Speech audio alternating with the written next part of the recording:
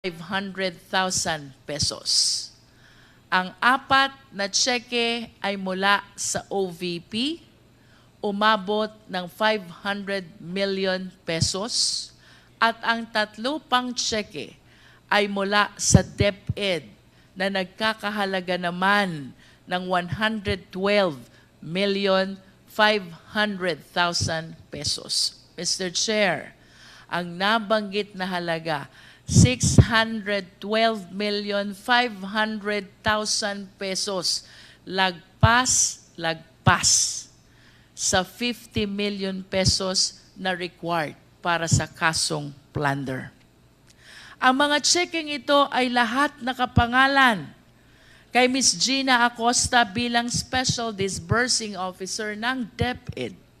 Inamin niya sa atin na imbis na i-disburse na ito as confidential expenses, ay sinunod ang utos ng Vice Presidente na ibigay ang pera sa kanyang security officer. Dito naman po sa Department of Education, ang payee sa mga tseke ay ang Special Disbursing Officer Edward Fajarda, former Special Disbursing Officer of DepEd. Inamin rin niya na nung nakaraang hearing na ang perang kanyang natatanggap ay kanyang ibinibigay sa security officer sa utos din ng ating Vice Presidente. Mr. Chair, I wish to show the breakdown of the confidential funds which were received both by DepEd and OVP.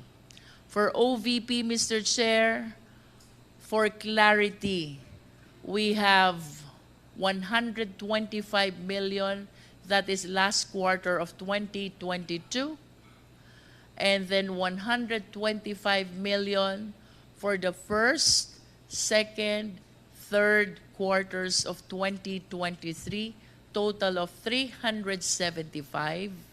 So 20, that is 500 million in total confidential funds utilized by the Office of the Vice President, Mr. Chair.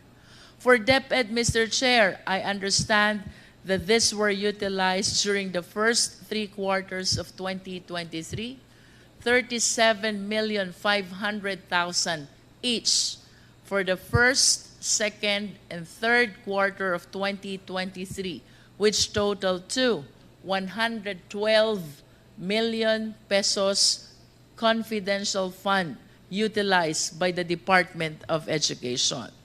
In total, Mr. Chair, ang kabuang halaga po na ating naimbestigahan pertaining to the utilization of confidential fund is 612,500,000 pesos.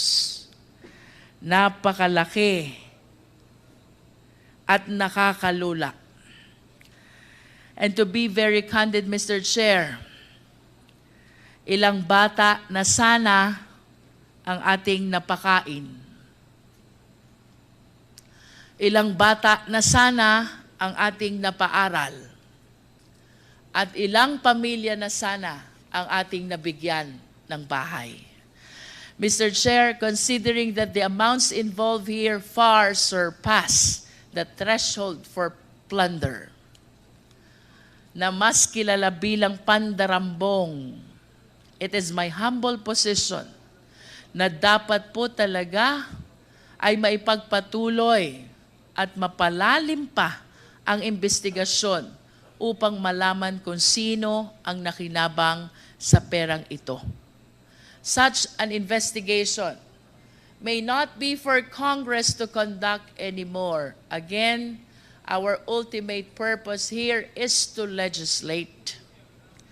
Such an investigation, however, we will ensure will be conducted, Mr. Chair.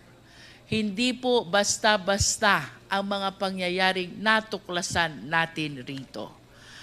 Finally, Mr. Chair, ayon po sa isang Supreme Court decision, this is Macapagal Arroyo versus People, GR numbers 220598 and 220953, dated July 19, 2016.